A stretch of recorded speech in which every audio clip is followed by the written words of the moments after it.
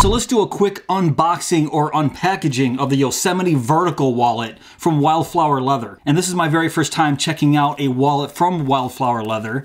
And right on the front, it says, "Carry what matters."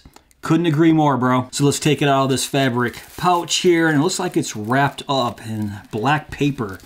It's actually really tight. There we go. So, all right, put that off to the side.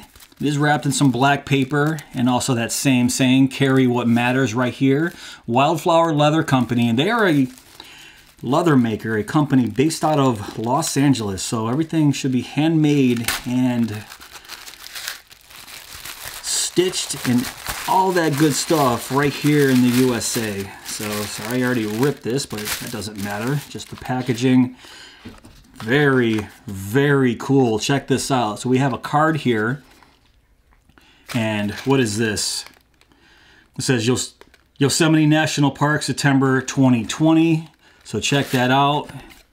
This comes with the wallet here. And let me put all this off to the side. I'll give you my first impressions on this Yosemite Vertical wallet here. So it looks like a traditional bifold, but it is a vertical style wallet with vertical card pockets. And this topography design on the outside is supposed to be inspired by the topography of Yosemite National Park. So that's pretty cool. Looks like it has 4 card pockets on the inside, vertical style, with 2 hidden card pockets right here. I don't see a cash compartment, but that's completely fine. So right off the bat, I feel like I'm going to like this wallet.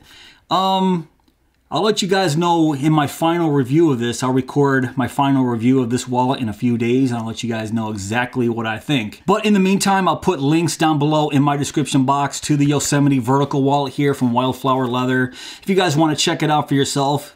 But until then, wait for my review, and I'll see you guys then.